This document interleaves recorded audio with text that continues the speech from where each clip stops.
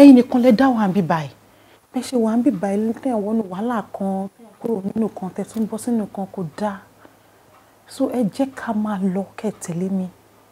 mi ò lọ sórí mo ṣe wà yìí I am a very difficult person láti bá gbé mo ṣòro bá gbé gan-an mo kanra gan-an kó o dẹ̀ kí n tẹ́ mi lọ́rùn sórí òkèèrè lọ́rẹ́ dẹ̀ dùn mọ́ jẹ́ kí n jókòó síbí. dáàdì ṣé rí bàbá tó bí mi lọ́mọ kan tó ṣaláìsí wọ́n burú gan. dáàdì ò burú 10% ni ntí dáàdì ẹni kò ṣe kíní kan mo lè ní kó ṣe 200 times sórí tábàjọ rírà wa lókèèrè tẹ́ ń pè mí tí mò ń pè yín ó pè ju kájọ gbé lọ tá a bá fìdí gbòdì a máa ríra wa fún yín. èmi ò lè kúrò bíbá láì ní í dání. wàhálà máa wà báyìí o. Okay, on one condition. Kò lè tẹ̀lé ọ. Láíláí. Sọ̀rọ̀ bó lè tẹ̀lé ọ ni.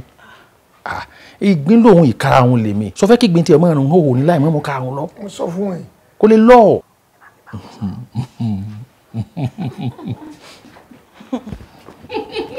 Ọ lọ.